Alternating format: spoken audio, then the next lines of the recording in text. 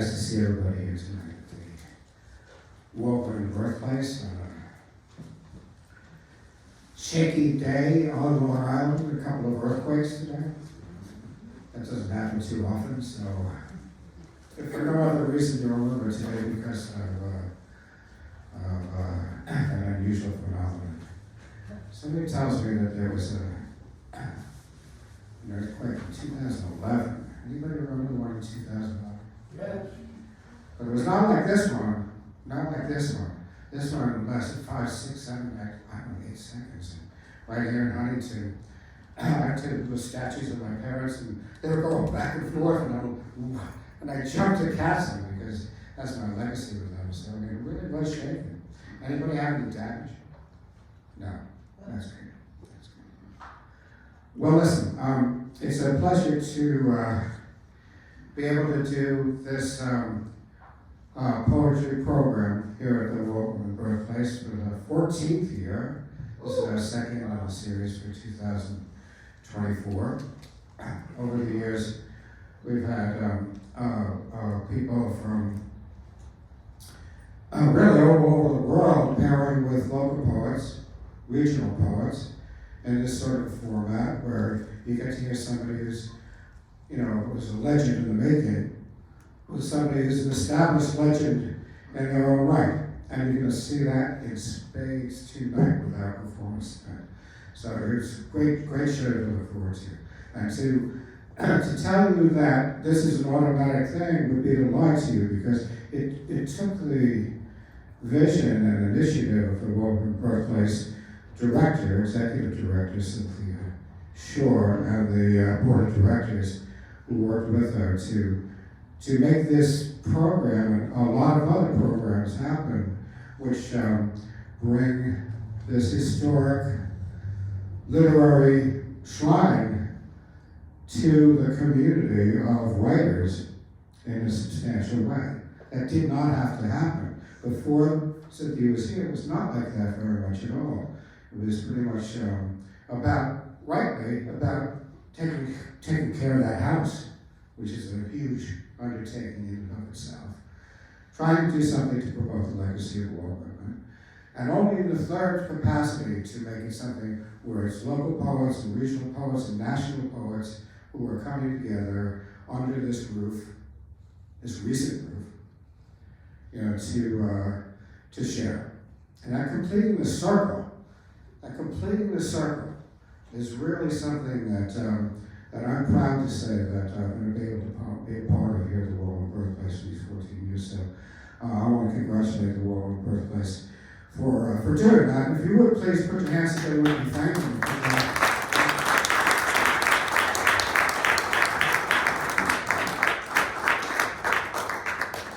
There's a lot hidden in these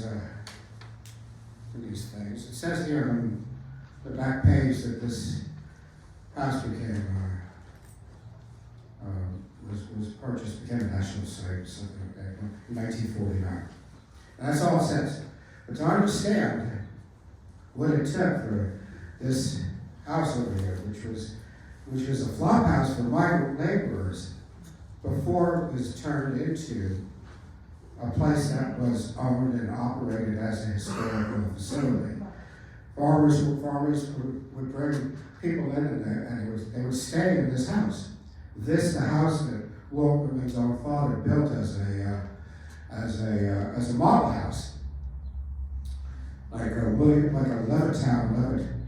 model house for the houses that he would build here and eventually in Brooklyn. You can read the Long Island Road. Newspaper started about Walt Whitman in 1838. There's copies of it back there. You read the editorials from 1949. Used to be on a microphone, but you can get them online now.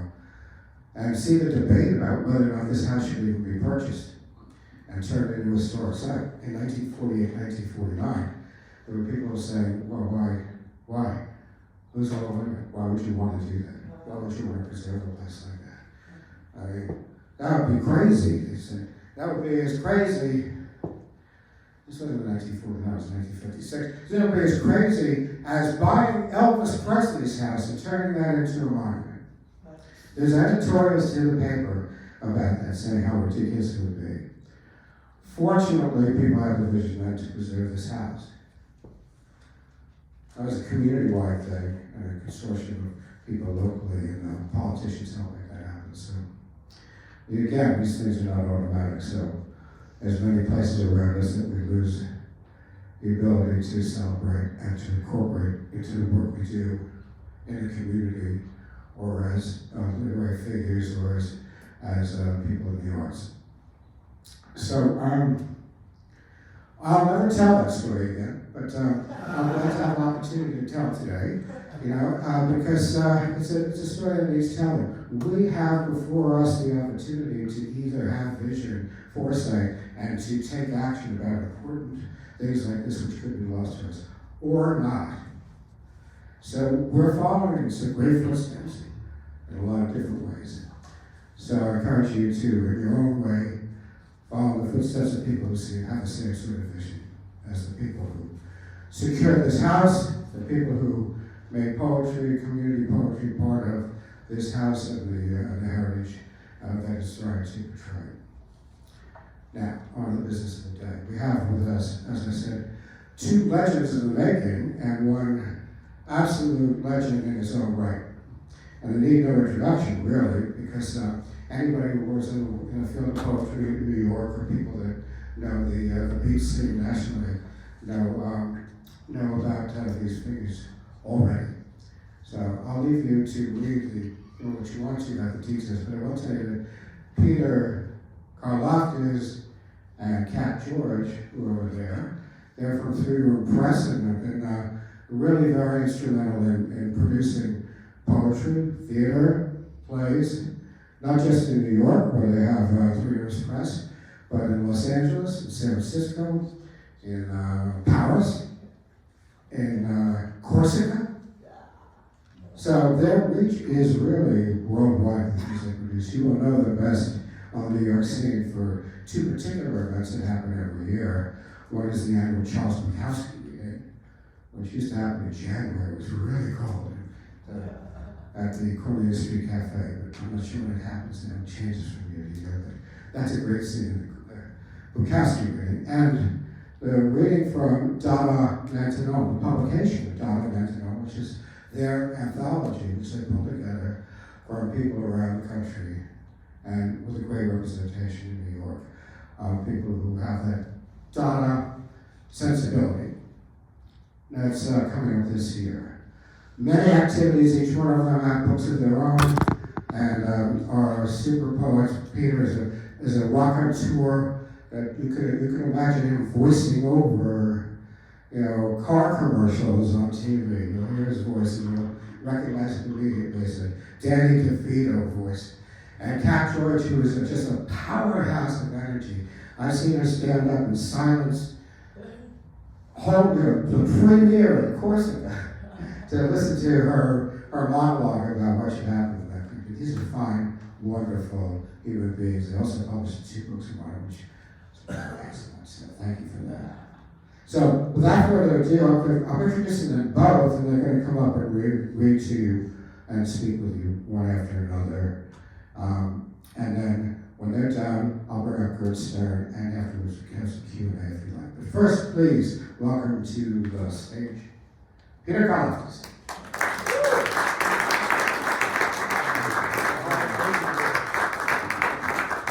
Thank you.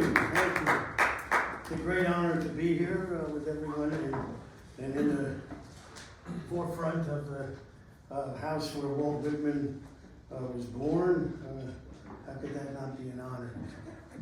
Privilege to be here. Thank you for having me, George, and everyone. I have a short piece by Walt Whitman that kind of sets the stage for where I want to go. So it's called Of Equality. As if it harmed me, giving others the same chances and rights as myself, as if it were not indispensable to my own rights that others possess the same. He's born right there. It gives everyone a chance in themselves to believe in their ability to realize that we're all equally have something to say and equally important things to say. You just have to search and dig in. So I wanted to read this one first. It's called My Tribe. My tribe is a forest of words, which is seen through each tree, whether leafy or bare, as a path to the stars up above and inside. My tribe is a casting of phrases divine, caressing each thought in belief of our kind. We belong to a space that is empty to fill with our forest of words, budding life, bursting orange. Each branch supplies faith in our tribe.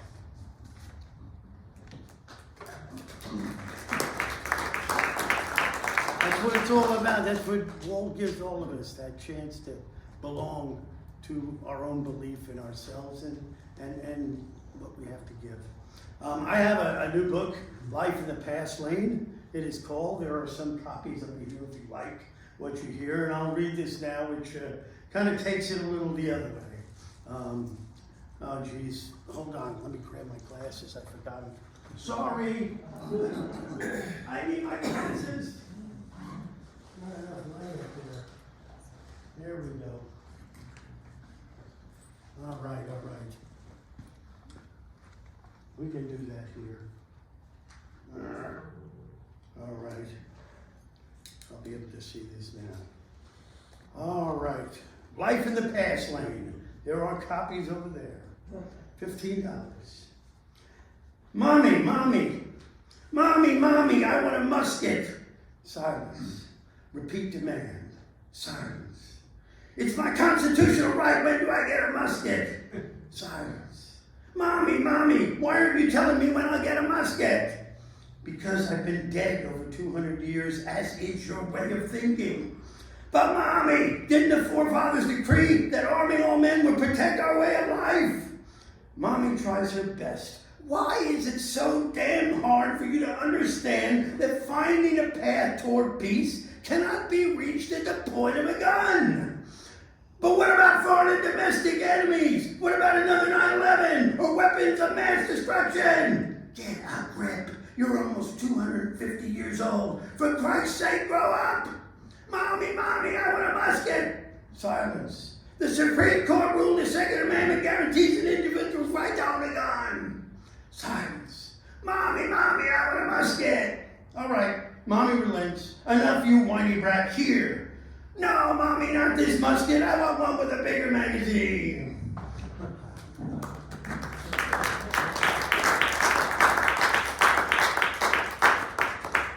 Talk all you want. There's got to be some way out of this, right? Okay, this was a piece that kind of gave me my own voice as Walt opened the door for so many. It's called Run for Your Life.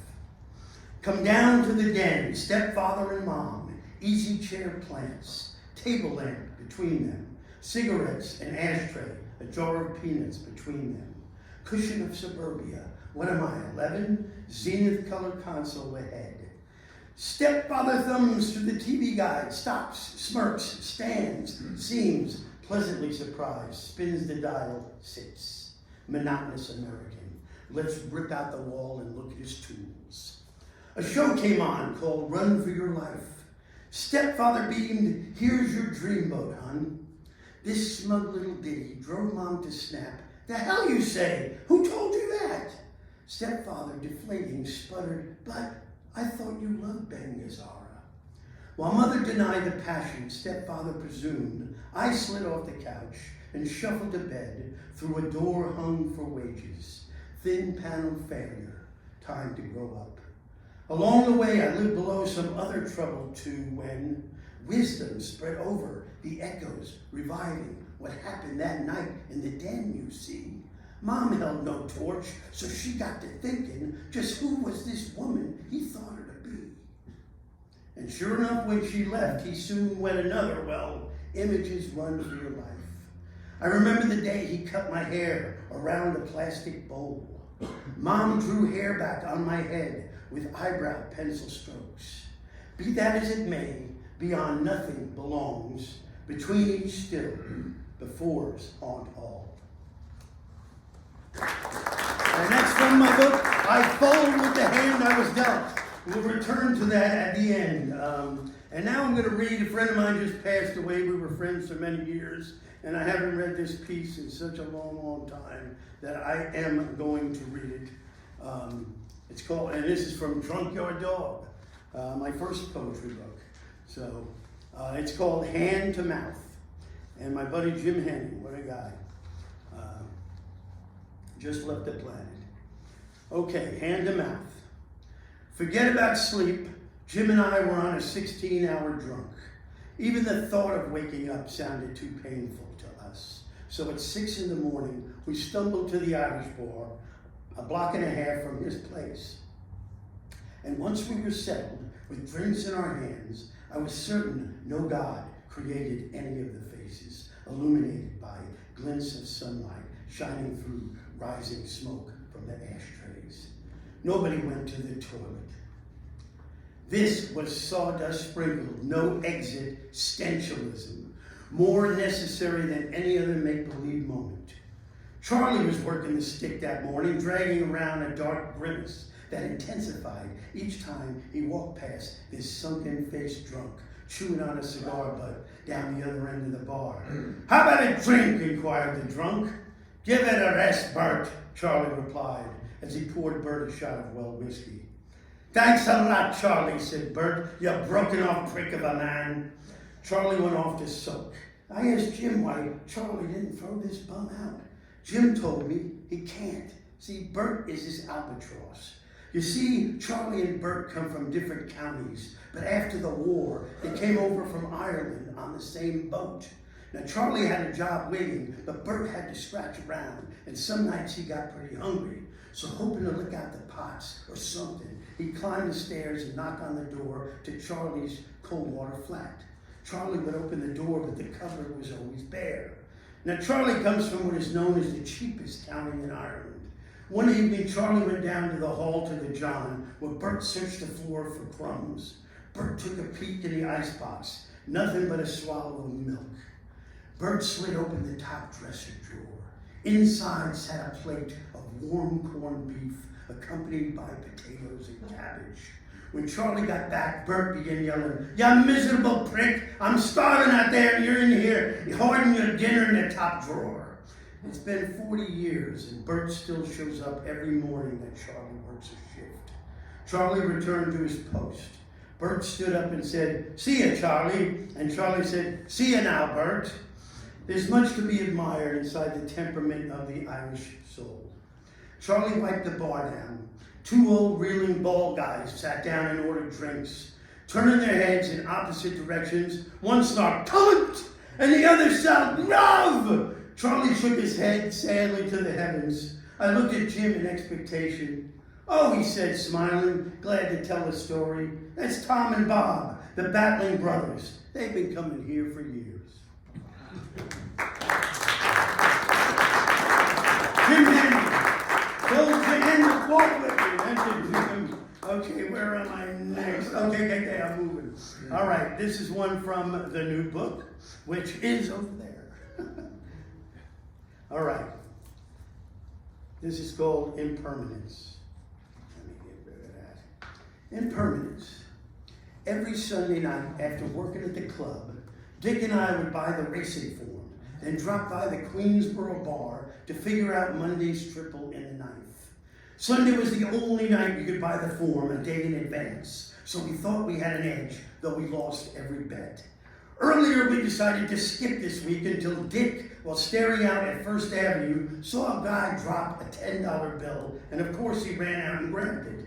So we changed our minds and went to the bar, this being our lucky night, where we figured the EGB triple with a Bob Dunham horse on top. I put Dick in a cab and took another home where I slept till noon. Later I went to the OTB and bet the $1 triple box EGB and shuffled home thinking I was out $12. At 5:30 sharp, I dialed the OTB hotline to hear the letters EGB. The triple paid $1,200. I hung up and called Dick. His girlfriend answered, "Yes." I squealed, "Put Dick on the phone." She cried out, "Dick's dead." Apparently Dick rode that cab to a card club in the Bronx. Then when he got home, his heart went just like that. I cashed my ticket thinking one day we all lose. Although there in the meantime, I hadn't lost yet. True story. Poor Dick didn't make it. He didn't cash, he didn't bet the ticket. He didn't get out of the easy chair. All right, I'm going to close with this one. And then Cat Georges will come up. I will introduce her, my partner in crime. This one is from I Fold with the Hand I Was Dealt, which is not over there, but if you wanted this one, you could tear it out of my hands, believe me. The eventual embrace of virtual reality. I'm about to explode. I haven't owned a car since 1993, but I know everyone out here has to have a car, so I wanted to close with this one to have some true connection. Because I did own a car at one time. The eventual embrace of virtual reality. I'm about to explode, sitting bumper to bumper. Rachmaninoff isn't doing it. I need a shot of phone-in talk show. This is Freddie Southern. You're on the air, America. Yes, Freddie, I'm Doug.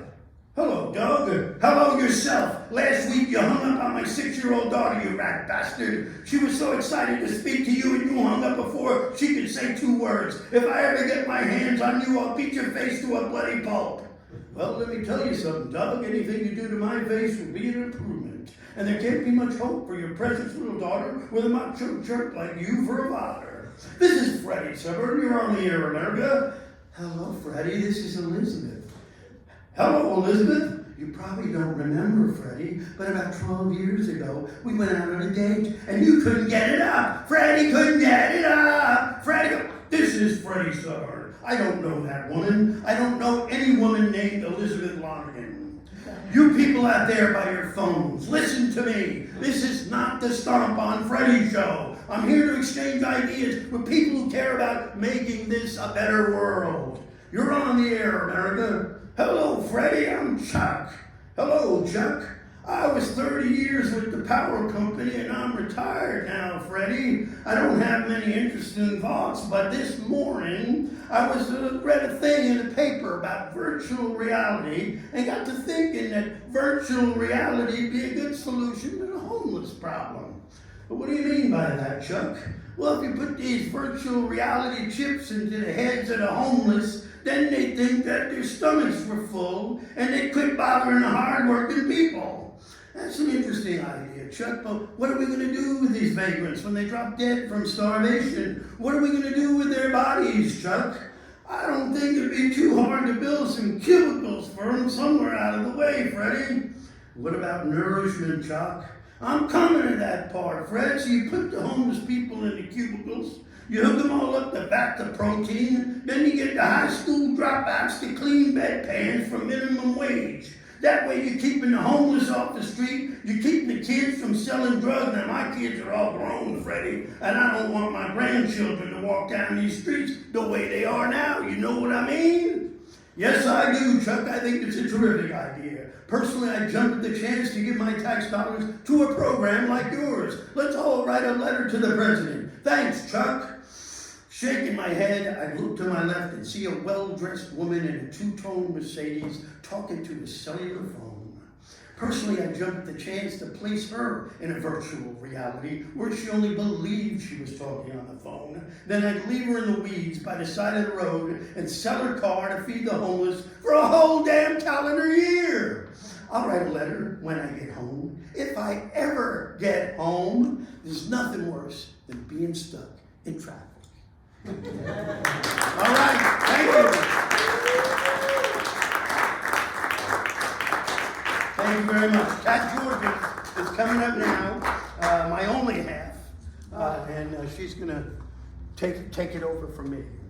All right. Thank you. One more time for Peter Carlaftes.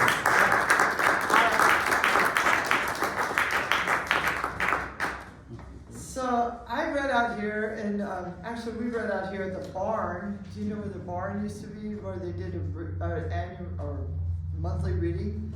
And that was super. And George, a long time ago, George said, you want to read in Walt Whitman's Birthplace? And I said, well, yeah, that's it's so beautiful. I'm so grateful to George and for the Walt Whitman Birthplace for having us out here. And I'm Cat George. I'm originally from Southern California, born into a Catholic family,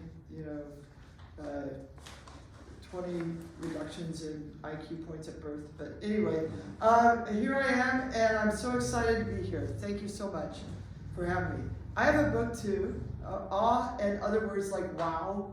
And if you want to get a copy, you can talk to me afterwards. Let's start with actually a poem from the other book. My first book, which is called Our Lady of the Hunger. This is called Hunger Sinner.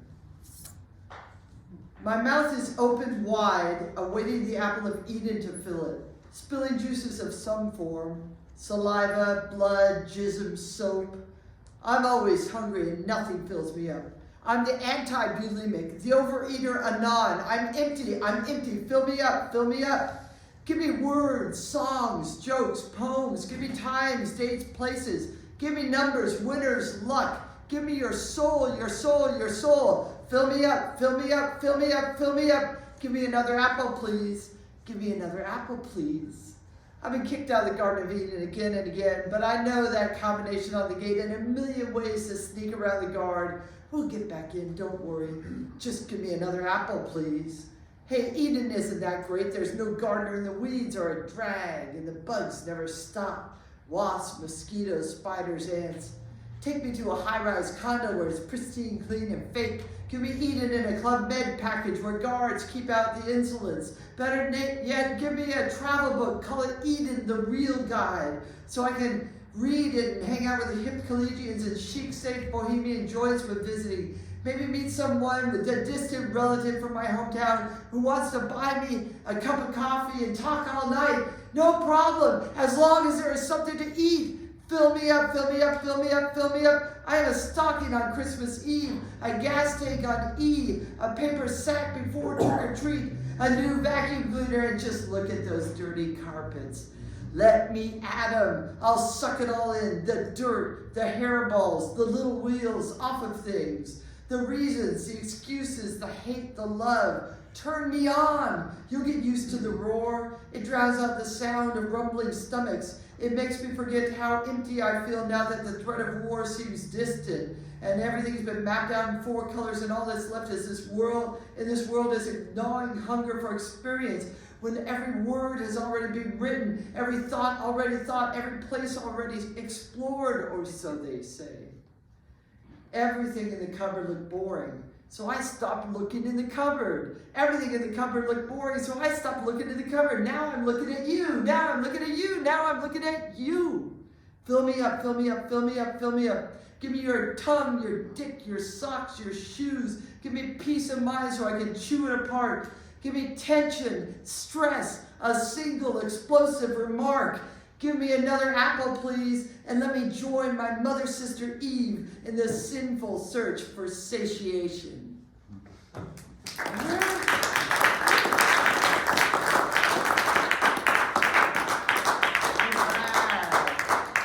And now, this is the title poem from Awe and Other Words Like Wow. This is Awe.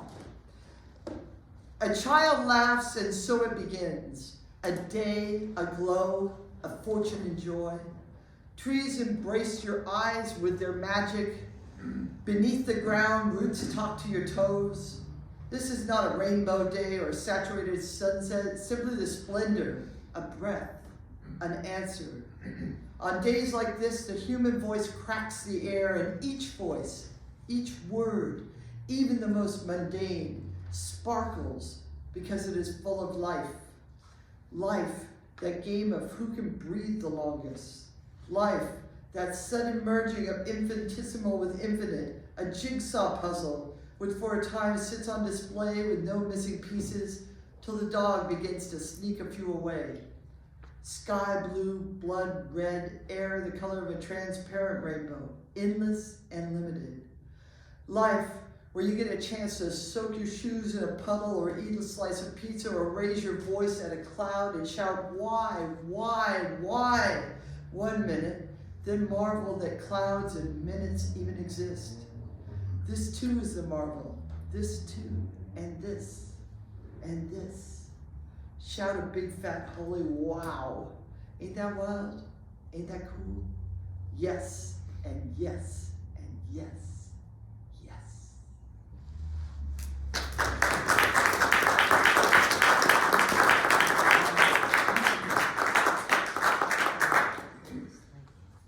Here is kaboom. Our lives are hard to know. Each time a flower bursts to bloom, kaboom, another drifts away. Petals fade from gold to brown, yellow to the ash of age. Some dry and slowly disappear, others turn to seed and scatter. A few are plucked from us in the dark. At sunrise, we turn for our usual look, and kaboom, nothing's there but memory and perhaps a few leaves like letters from the days we refer to them as perennials, certain to reappear. Something you can count on. Better gardeners than us detailed them online. Kaboom! Unsubscribe. Don't tell anyone the truth anymore. You stuck now in your winter, surrounded by leafless trees, hard earth, the calendar that ends long before the memory will on the counter. Count the empty vases. Push them to the back of the cupboard like summer clothes. No flashes of color left to fill this gray day.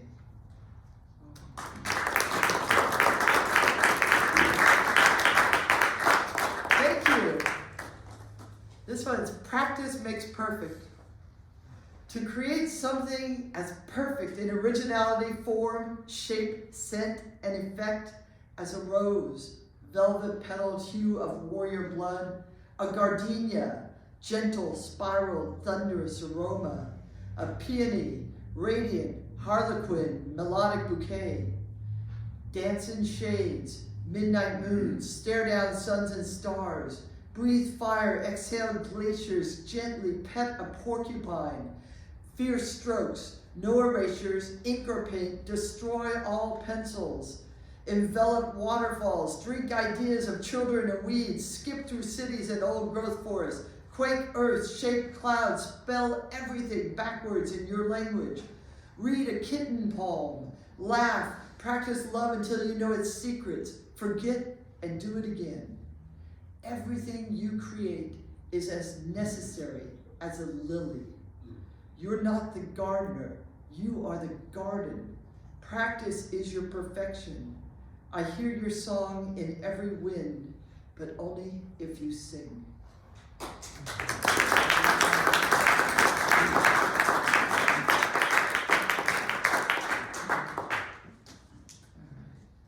This is called Peaceful Revolution. I wanted a peaceful revolution, but all I got was a peaceful, easy feeling, and double the amount of email demanding donations to prevent an otherwise apocalyptic future. In desperation, I deleted my email account, gave my computer, television, and phone to charity, and started to talk to people face to face. Now I sit in a little park on Sunday, Tuesday, and Friday, feed the birds and squirrels, talk to neighbors and children, construction workers, and hard-working bicycle delivery men. When it rains, I walk for miles. I love to walk in the rain, each step a baptism of ancient cheers. In each puddle, reflection of what could be.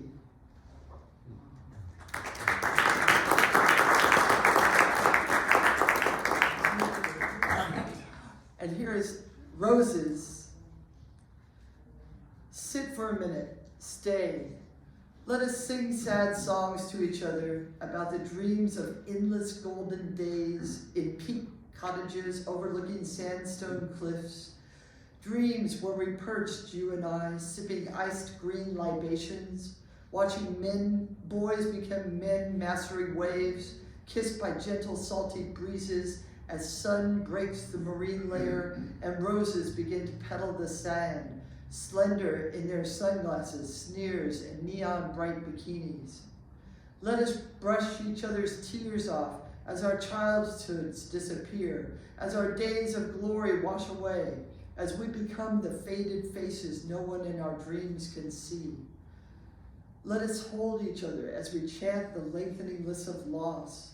Let us help each other remember stories to distinguish the gone ones, to flash them to flesh for a second. We are part of those stories. We must remember. So much pales in time, like shells on the beach, bleaching what was once distinct to a blur. Let us pledge, you and I, that we will not be a blur. We will vibrate with passion, grateful, electric, each breath a part of our limitless tale. All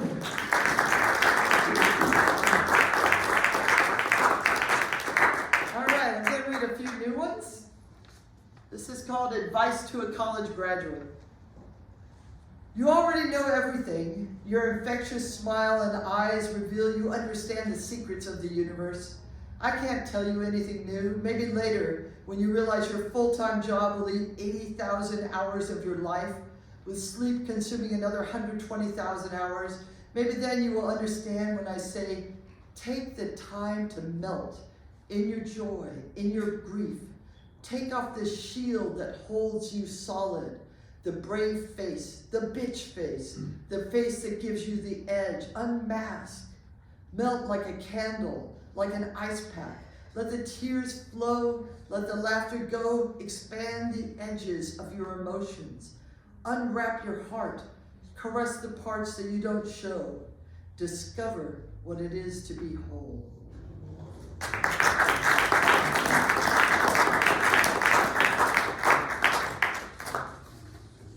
Okay, then this is called Until There's Nothing Left. It's got a car theme to it. You got what it takes, sister.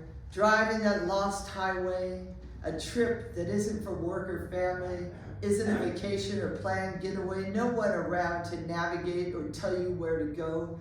Just you and your stretchy, slim jeans, the loose-fitting blouse that hides your belly, day-old underwear, no bra, no deodorant, a pair of old flip-flops straddling your twisted toes. Your only destination is the horizon. You will get there. You will get there. Just keep driving.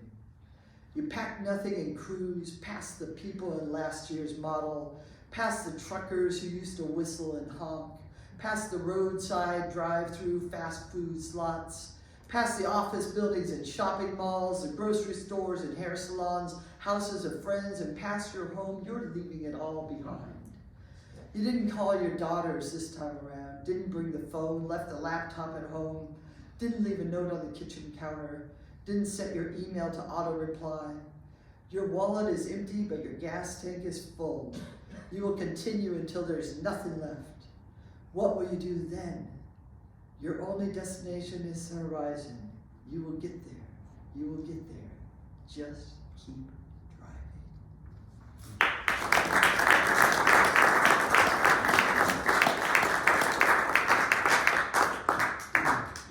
This one?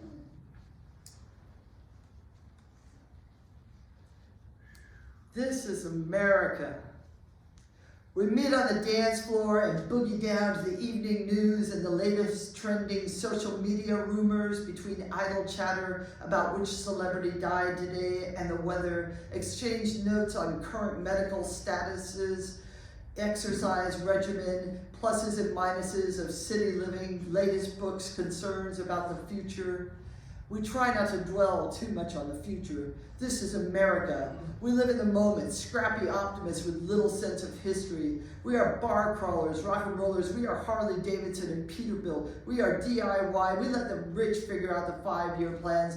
We know we won't ever be rich, just scraping by with our smart TVs, our smartphones, our smart appliances, and all the mobile security apps we can handle. Keep our cars safe, our home safe, our bodies safe. Well, 2 out of 3.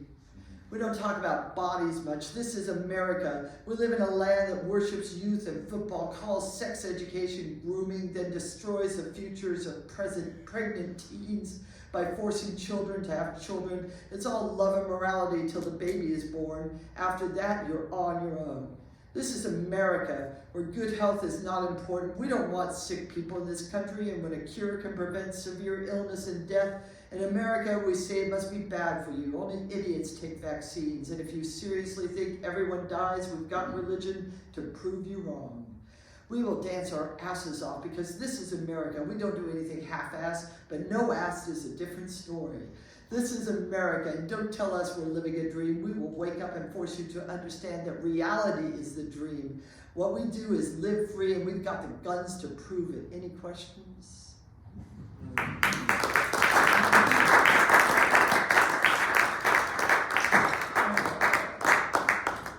A few more. To fly into forever. There's no such thing as forever, only the light of now followed by the obscurity. I dance in the now, flowing down the veins of the village with the early morning exercise patrol and late night partiers on the way home.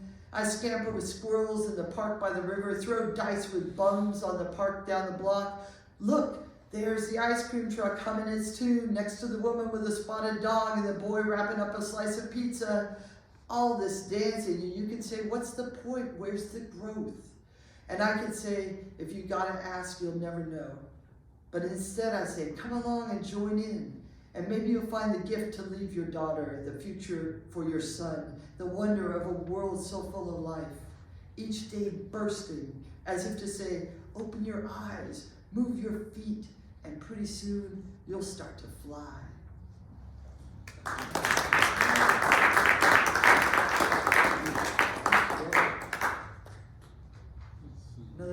Meet you there.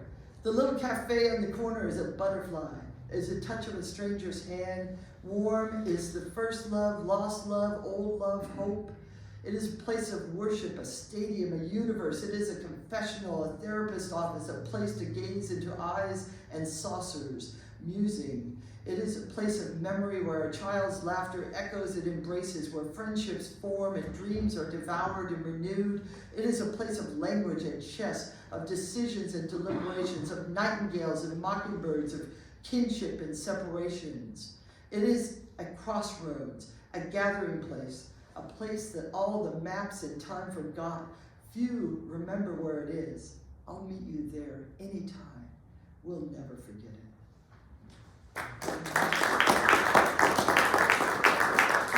Two more. Oh my God. Okay.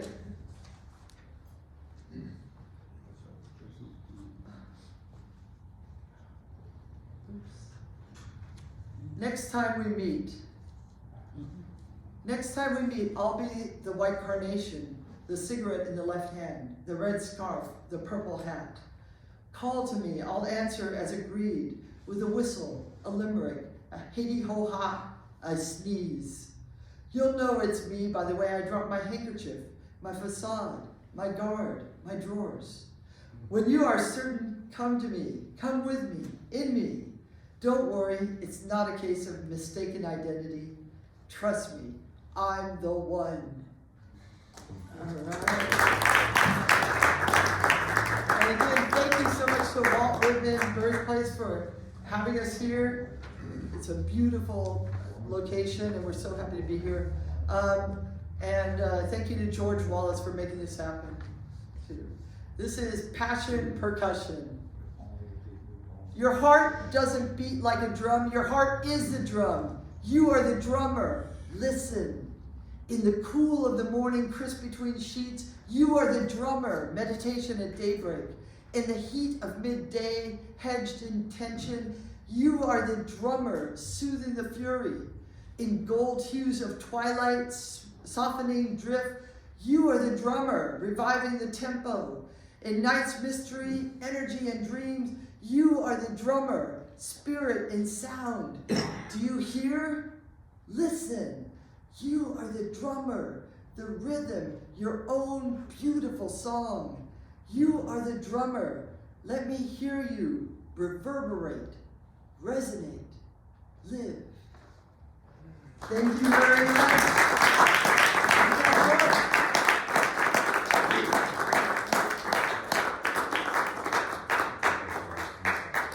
Cat George, one more time for Cat George.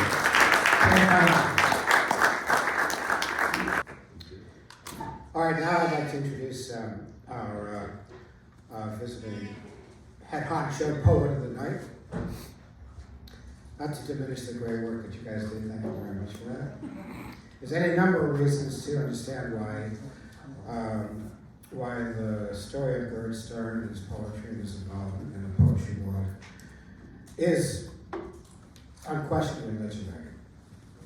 And you can catch glimpses of it, like I say, in the brochure.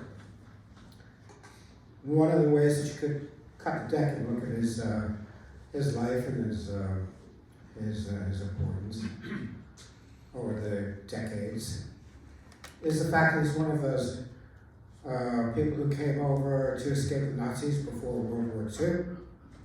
As a youngish man, we had out here in the Hamptons, we had Andre Breton, the great French surrealist, came and lived here during the war. And we had a couple of camp survivors. We had camp survivors like Lurie, like Bernard Lurie, who was part of the no art movement in the 60s, and Aldo Tambolini, a photographer, whose work, showed his origins back in Italy during the war and escaping Italy to come here to America. So we have, from that perspective, a person who has something very important to reflect on personally, maybe it shows in his artwork as well. That's one way. Second way, you'll see that there's a list of people and things that he's been involved in over the decades, which are really kind of key moments for the arts, especially avant-garde arts in America. He was part of the people that put together the Living Theater in New York City. He had involved with the Black Mountain School of Poetry, not just the poetry, but the Black Mountain School. And he lived out in San Francisco. I was part of San Francisco Beach City, including living in a houseboat for some period of time with my ingenue, which leads to a story which I don't know if he really wants me to tell this because he's such a modest guy. He's very self-effacing and very graceful about this. But I must point out to you that this is a man who represents the falsely accused. The falsely accused. And I'll tell you the story. It'll take about 2 minutes to stick with me as I tell you this story, because it talks to the issue of people who were exonerated for something that they were wrongly accused of, and how they conducted themselves during the period when they were wrongly accused of that thing. And here's what it was. There was a letter written by Neil Cassidy, which Jack Kerouac claimed inspired him to do his Bob Crosby. That letter. So, at a certain point in time, the literary historians, the literary figures were very interested in that letter. Where's that letter? Allen Ginsberg said, please forgive me for telling on you, that this man threw it over and lost it over the edge of the houseboat in Sausalito that he was living in with biological. Allen Ginsberg said that. It became part of the common understanding of what happened to that letter, that it was lost there in that manner. I saw him 40 years later, it was probably 2002, 2003, when this fiction was still in place, up in Woodstock. I went up to Woodstock with Steve Dalczynski for a celebration of the life and times of another big poet of the damn proper. Steve sat me down next to Gerd and said, George, I want you to read Gerd. I looked at Gerd and I said, aren't you the guy that... And Gerd said, it wasn't me. It wasn't me. And so I took him at his word. And he didn't know what happened, but he knew that it was kind that he'd done that. He hadn't done that. Come to find out, and you can Google this story, so it's not me making it up. You'll find it, that it really happened, that they found that letter. That letter had been sent by Allen Ginsberg to a publisher in Southern California who stuck it in a file cabinet, probably forgot all about it, And Alan forgot that he sent it off to that editor. When that guy died, they went through his stuff, they found the letter. And he was so graceful, he was so self-effacing about not lording it over and saying I'm justified, trumpeting it, making such a big deal about it that you would be annoyed by it. This is a man who I consider to be a real fine example of grace under adversity. So for that reason, if for no other reason, we have a very special experience today to experience the next 20 minutes with Gerd. Please put your hands together for him.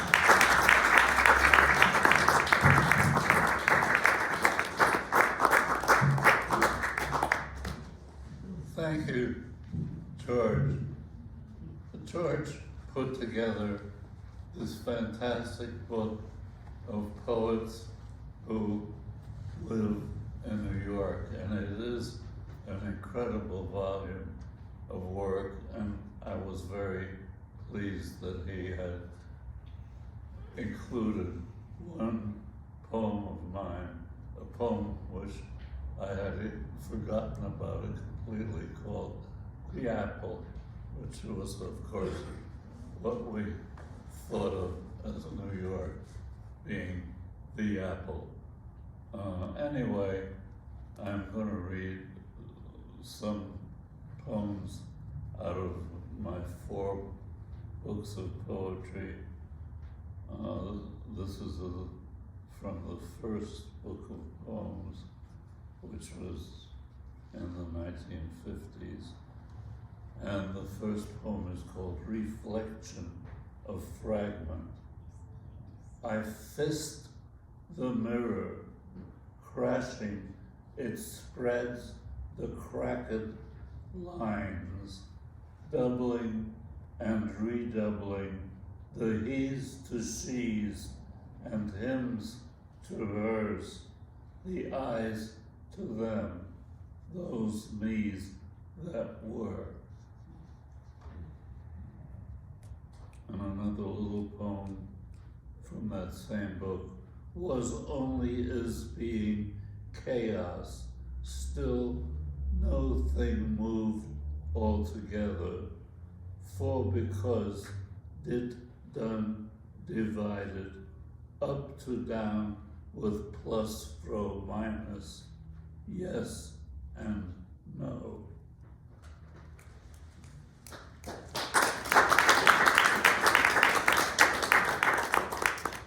And from my second book called After Image, and the cover of it is part of what I do called collage. I take words and I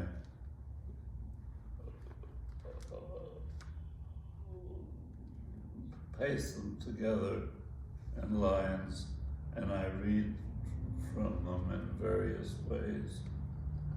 And there are 2 poems from that book. After, the color I give things is mine, remembered, shared when the familiar past comes between us. To give you my joy, I wake you, disturb and pain you, take you by words and patience, still with the memory of laughter. And the young girls ran after purple grapes. Was your dream only tonight, or did wings burn when I touched your name and sang our breath into my quick shadow left by the turning light? I stand behind myself to see the same, to find this other world where there could be another me that was tomorrow. Today, the difference never being new, you are myself, for I have found the nothing that there is to do. And another,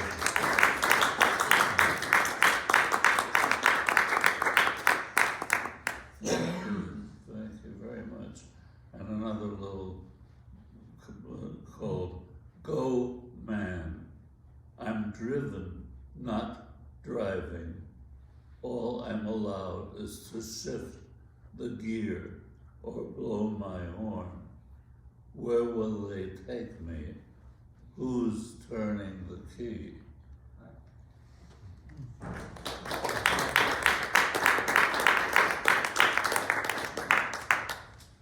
And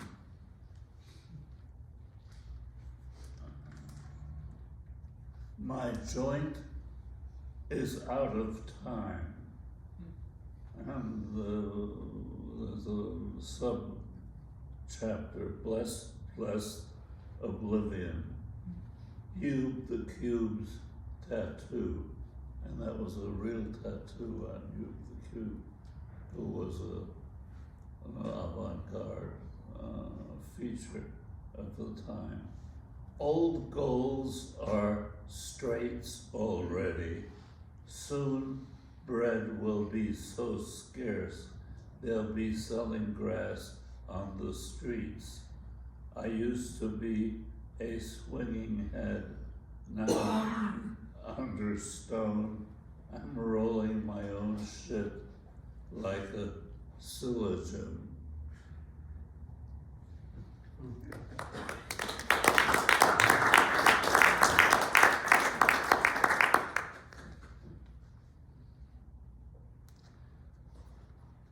If you can't count, don't blow.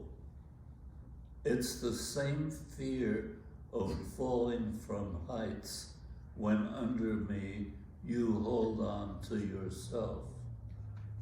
Eat, eat, eat, flash on a coming beat, but won't explode, losing my poke. Not spit, bomb, always the receptacle for bread. Does a centipede move every other leg? If you count, you don't let go. Believing is not knowing, like Jake said. Does she dig or complain? If you count to make sure of only what was, record and possess how many fractions of whose law?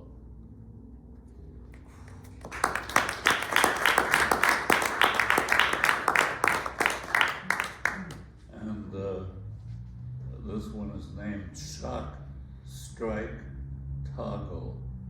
And the poem is Goethe's Dying. And his words were, mehr Licht or more light. And that really is what his last words were. Shock, strike, toggle. Tripped out, switch gone on, one pole, double throw. That handle, no balls, your time held, field base, here now, real. Double pole screens, perspective and focus, the way coming high through free, safe, together, distance. Who knows you? Time after time is again beat against sign. Going the distance, base real, time X and Y are either way out, 180 degrees. Block flowing, hard stop, not going anywhere. Why no X when one's Y vertical, the other's horizontal. Input any out of now. Yours, no mine. Turns on the light, and I am here. Turns off the light, and I am there.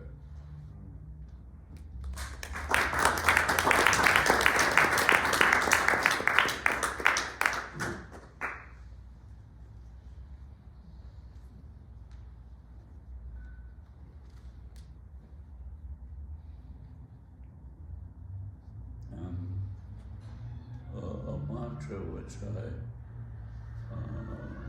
wrote many decades ago, called take the no out of now, then take the how out of now, then take the then out of now.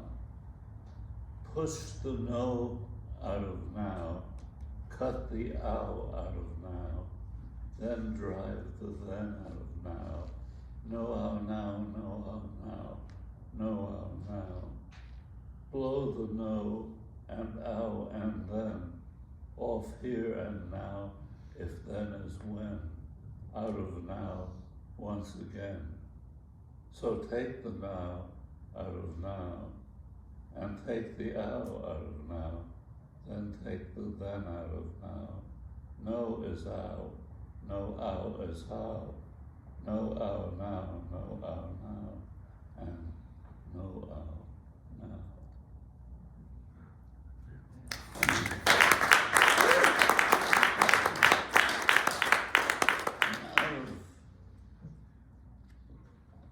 The last book that I had, which was 2018, called When Then, and I'm working on the 5th book now.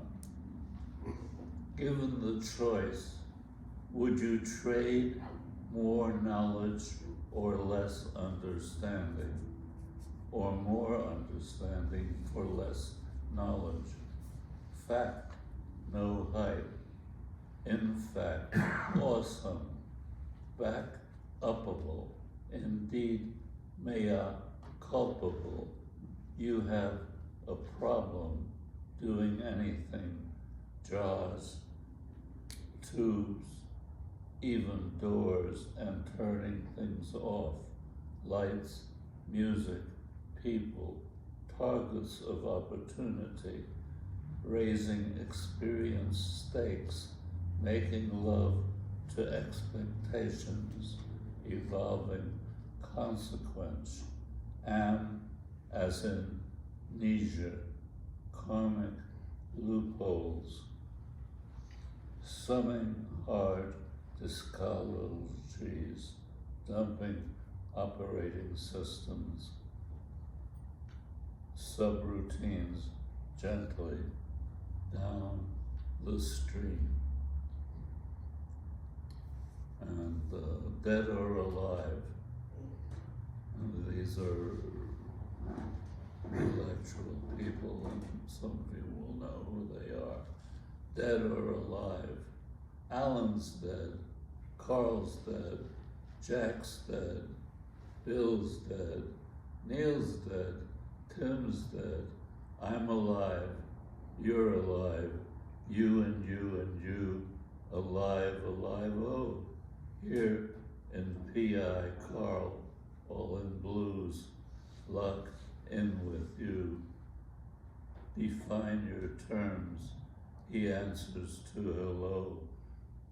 Dropped books, Janae, Celine, smart from under each arm, blue shirt, blue pants, blue shoes, suede, blue to stick out, hand shake, and he masturbated into the purple mache Easter bunny, and they took away the male nurse in a not so straight jacket who asked what it was, the pool of cum on the lunch table under the bunny, and Carl told him what it was, that same name who we ping-ponged scores, winning when he was losing, when he was winning,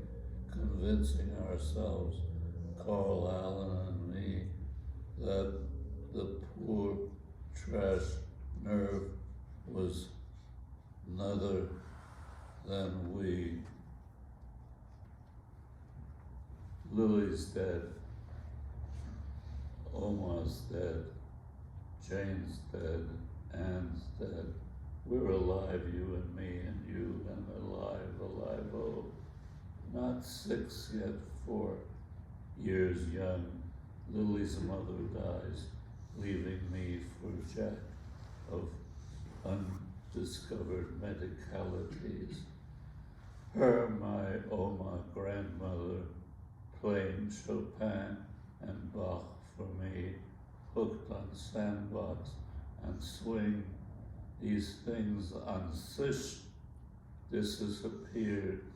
We sailed the SS Washington to U.S. freedom, refugeedom, and in awful appendix bursting pain, held by Uncle Norbert to the porthole, viewed Statue of Liberty, first English lessons in Mauritania, hospital out of Little Black Sambo, round and round with tigers turning into butter. Not exactly what I'd had with good German Strobelpeter, uncut nails and hair, too much soup and mind, your manners, or we'll decapitate you, or worse, Adam's dead, Jared's dead, Otto's dead, and Irma's dead. You're alive to live, alive, alive, alive, oh.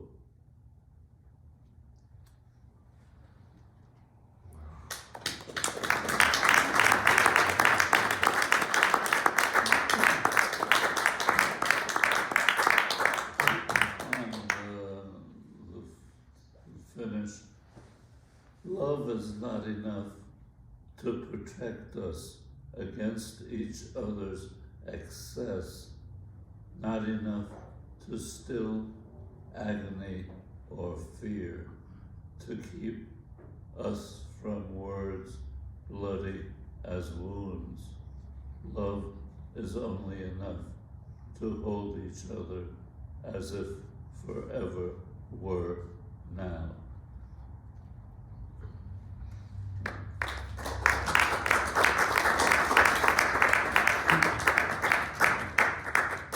Thank you. I'm very grateful to George Wallace for making the book of poets who live in New York, and including one poem of mine, and that very large book which he so carefully put together of every poet he could find that was from the city. And I'm very happy to be here as part of Walking with Whitman. I never considered that I would have anything put in place for having anything to do with Walt Whitman, who was so many poets before me, and here I am as part of Walking with Whitman. It's amazing what happens. As you heard in one of my poems, I consider myself a refugee because I came to the U.S. when I was about 8 years old as a refugee from Hitler's Germany. And I've thought of myself ever since, and I'm now 95 years old, I've thought of myself as a refugee. And that's an interesting identity, because at 95, how can I think of myself as a refugee? But I do. So thank you very much for being here today, Walking with Whitman, and I very much appreciate being part of this through George Wallace's memories and his wonderful volume of poets who